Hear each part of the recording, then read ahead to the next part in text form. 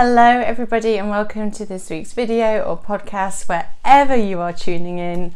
I hope that you're having an amazing day so far, and today we're gonna be discussing how your unconscious mind is ruling you and your life and how to change it. There is a famous quote by Jung that says, "Until you make the unconscious conscious, it will direct your life and you will call it fate," pointing to the fact that your unconscious mind is the one that is controlling all of your decisions, all of your reactions, all of your habits, all of your relationship choices, all of your career choices, and basically everything that happens in your life. This doesn't always sit well, especially if something has happened in our lives that we don't like and that we try to blame other people for. It is still created by your unconscious mind. And I'm not going to get into this in depth today.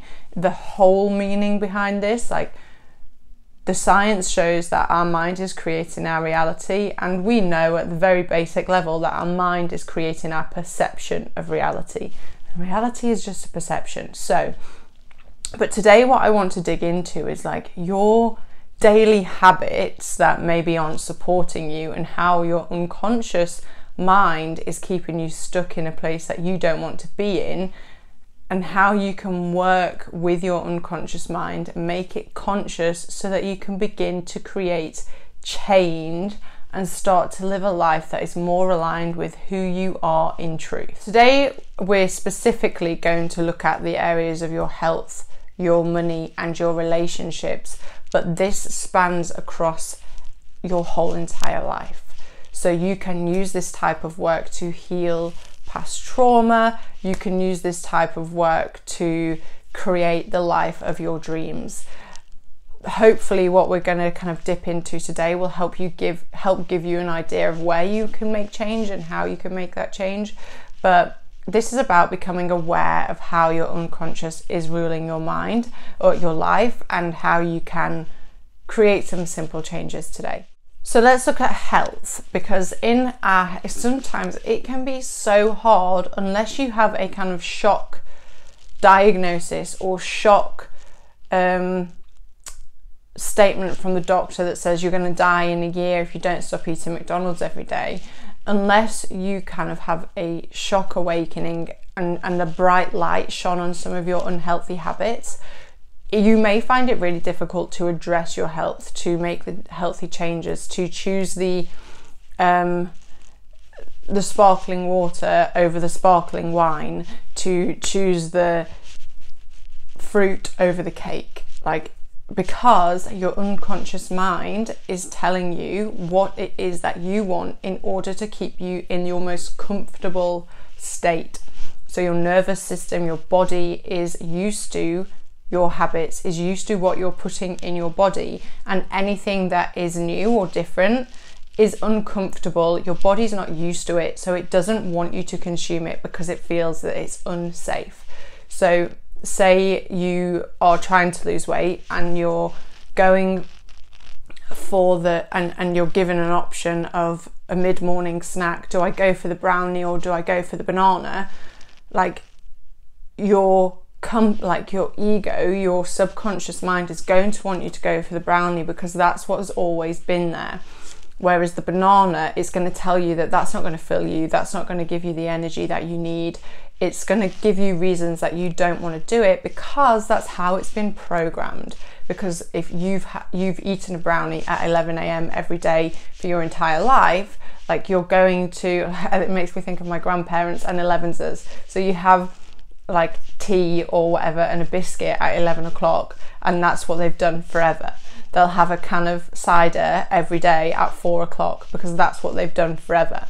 And to make that change, it's uncomfortable to the body, so the mind will give you reasons why you shouldn't make that change, and it's all based on unconscious programming. So if you're trying to make change, your body's not going to want to make the change because it feels that it's uncomfortable, and it chooses comfort over health every time, unless your why is big enough, unless your why to change, to override those unconscious programs is big enough. And we'll get into this because this is really important, it's always going to choose comfort over the thing that is going to be the thing that you're trying to change. So let's move it on to money. So I've done a few videos on money, and I'll link the playlist here so that you can go and have a look, because money is one of the biggest things that is hard for people to change their programming on, because we're conditioned as a society to believe in lack, which is not true. Look at our universe. We live in a beautiful, bountiful, abundant universe. You just have to look to nature to see it. But we're told that there's not enough money. We're told that, you know, my grandparents grew up in the war, so they learned how to ration. That is in my programming. It's in my DNA. Because it's in my grandparents, it's in my parents, it's in, you know, most of our, if you're watching this, you're similar age to me, your grandparents probably lived through the war as well. And so we learned how to ration in order to, well, in COVID, my grandparents, they're the ones that had all the toilet rolls that they could ration it. You know, it's this, there's not enough for everybody mindset. So we kind of either hold on to everything or we don't think it's safe to keep anything.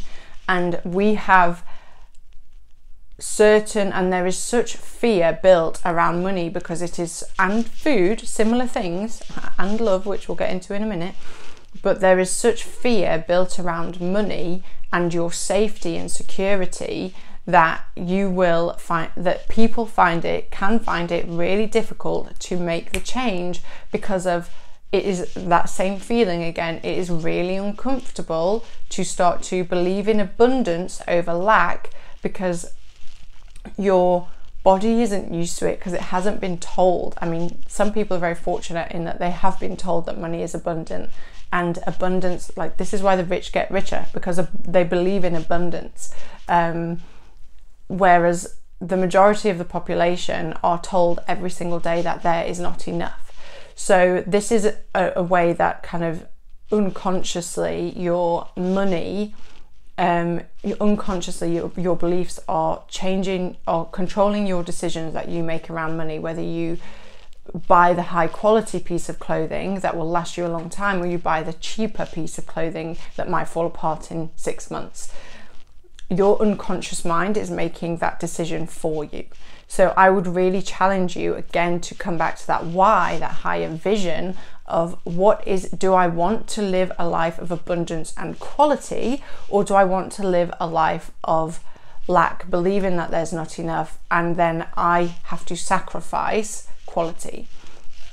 You can have abundance. It is a simple act of reprogramming your mind to be comfortable with the idea of abundance and allow that to control, like allow that to seep into your subconscious. It's going to take time, and it's going to take understanding your own patterns, which I'll get into, but I promise you it is possible. And love, you know, we're programmed to believe that we want to be with a certain person. Your unconscious will want you to be with somebody who is like your mother or your father, because that's comfort and that's what you know.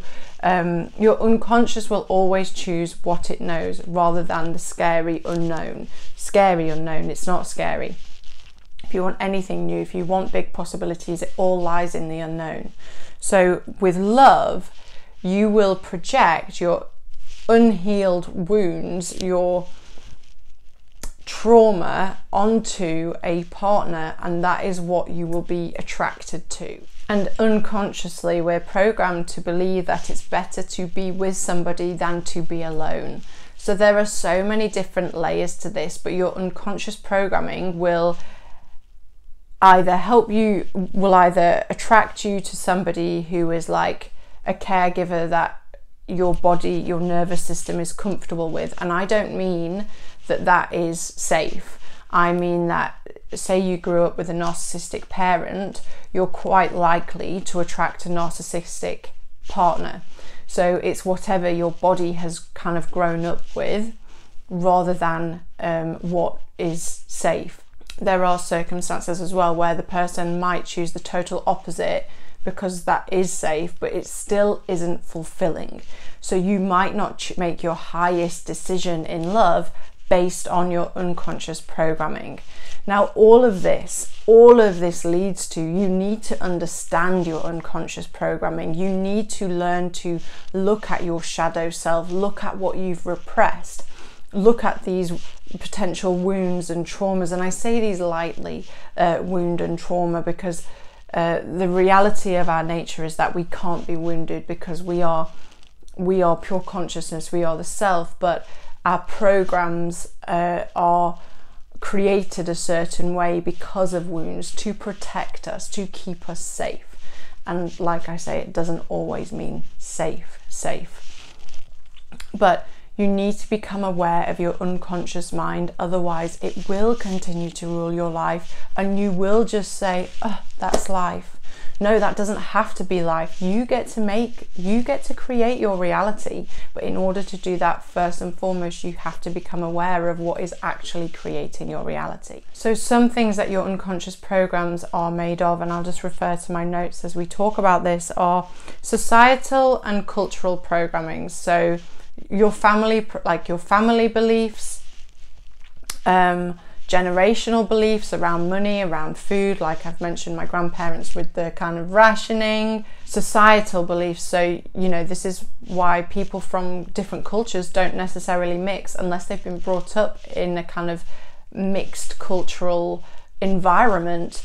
And societal, you know, the class systems don't really mix unless they've, you know, it's quite often that you see people just kind of gravitate towards beliefs and patterns within their own comfortable environment that they've grown up in, and not always challenging the status quo. So your past experiences will create unconscious programs. So like, say for instance, for me, there are a couple of places that I don't ever want to go to because I don't believe that they're safe, because some not very nice things happened to me. I have built ideas about certain types of people because they weren't safe to me, and this will unconsciously prevent me from experiencing anything like that again by pushing it into a shadow. But really I need to shine light on it, love it, and bring it to my awareness so that those past experiences aren't controlling my life. I don't want to be controlled by fear and by pain. I want to be controlled by love, which is the true self, the true nature. And repressed emotion is all the same thing. It's anything that is repressed in your mind or programmed in your mind due to what you were told growing up. So like, again, childhood coping mechanisms. How did you cope as a child? I went into escapism. I would read fantasy books. I got lost in Harry Potter, hoping that one day somebody would send me a letter from Hogwarts and I'd go off to Hogwarts and live this magical life, because I was trying to escape the reality that I was in. Not that my reality was bad, but as a child, kind of, you know, our perception is very different. And so all of these factors, your societal, cultural programming, generational programming, family beliefs, childhood coping mechanisms to kind of keep you safe, your past experiences with either boyfriends, career, jobs, whatever, and repressed emotion. So all of these things that are lying in your unconscious mind are what are controlling you. So you now have a choice to say, do you want your unconscious programming to be ruling your life? Because most of it is based on fear. So here are 4 ways that I advise you begin to make those changes in order to make your unconscious mind conscious, so that you can live a life aligned with your destiny rather than that's life attitude. One is this is a fun one, right? And I advise my clients to do this all the time, it's generally like their first piece of homework. I want you to go to an inspiring place maybe one that's a bit out, that's out of your comfort zone. Maybe a 5-star hotel, maybe somewhere beautiful on a lakeside, or even take yourself away for the night or something. Take yourself somewhere inspiring and out of the ordinary. I want you to then do a heart-opening meditation, guided meditation, or silent, whichever you prefer. And I want you to begin to assess every area of your life and create a vision. Create a highest vision for your life because your heart is open and you're in a new and inspiring place. There's going to be some possibilities in there that maybe you hadn't thought of before. Create this highest vision so that you know why you're making your unconscious conscious, and you know why you're changing the unhealthy habits, the unhealthy money habits, food habits, habits in love and relationships. And this highest vision is what you dedicate your every action to. Silent meditation. Because silent meditation connects you to your true nature of love, of abundance, of conscious awareness, of pure consciousness. And this is where your life will start to change, and you won't quite, you aren't changing it, you aren't consciously doing it, but the true self is helping you step into a new reality. So you do that by connecting to yourself in silence. I recommend you do it every day for 30 minutes. This might be quite difficult for anybody who's just beginning with silent meditation, with Vipassana. So, start with something small and gradually build it up. Don't be afraid when things start to change. If things are changing and getting uncomfortable, that's a good thing. That means that you're doing it right. Working with a coach to help you integrate your shadow and make your unconscious patterns, beliefs conscious, holding you accountable to actually create the change. Working with a coach is one of the most powerful things that I have ever done. The transformation that I see my clients make is incredible. Seeing them making aligned decisions I had one client who told me that she wanted to change her career and 5x her salary. We had a couple of shadow work sessions together, and she was offered a job, like a dream job, that was 6 times her salary. This is how powerful working with the unconscious mind is. And I highly recommend you work with a coach or therapist, a Jungian analyst, to do stuff like this, because your ego, which is the one that is kind of controlling your conscious life until you begin to work on transcending it or having the ego work for you rather than the ego is an excellent servant and a terrible master. So working with your ego rather than allowing your ego to control you, but your ego will get in the way. It will try and stop you. That's the thing, that the ego is what is keeping you in your comfort zone, because it believes that anything outside of your comfort zone is unsafe. So working with a coach keeps your ego visible. Is that ego or is that true self? Are you making those decisions based on fear or love? A coach will help you with that. A coach will help you, keep you accountable, support you on the tough days, and cheerlead you on your very best days. And then this is the difficult one again, because the ego gets in the way. But when you start to become aware of these patterns that are controlling you, you're going to be given an option to make the safe choice or the choice that scares you. And it's important that you check in with your body and say, and your true self, and take a moment before you react, before you make any decision. Check in and say, is this for my highest or is this for my comfort? Is this for my true self? Is this for my ego? Is this a conscious decision, or is this an unconscious reaction to keep me safe? This is where your free will comes in. You have the free will to make decision, to make choices in your life, and this is how you create your reality. So if you see a pattern come in and you want to do one thing, do the opposite. That's a piece of advice one of my coaches and mentors gave me, was do the opposite, because that's generally the thing that's going to scare you the most.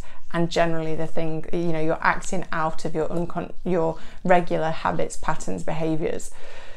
I know that this has probably been a lot to take in. If you have any questions, please leave a comment and I will get back to you and I will help you in the best way that I can. I have other videos on shadow work, on money if you want to go into money, and how you create your reality and to make the unconscious conscious. You can have a look through through some other of my videos and it may be able to shine a light. If you'd like to go deeper, especially into self-connection and meditation, every Wednesday I host a group meditation and Q&A session within my community, The Lotus, where you have the opportunity to ask any questions and then I guide you through a meditation where we connect to source, we connect to self, we connect to the all that is and the possibilities that are available to us. That work like this will help you work with the unconscious mind. If you'd like to work with myself as your coach throughout this shadow work journey, through creating your reality consciously rather than unconsciously, then I have private coaching packages available as well. All of the information is in the description, and I hope that this has helped you in some way create a magical life that is totally possible for you when you begin to make the unconscious conscious.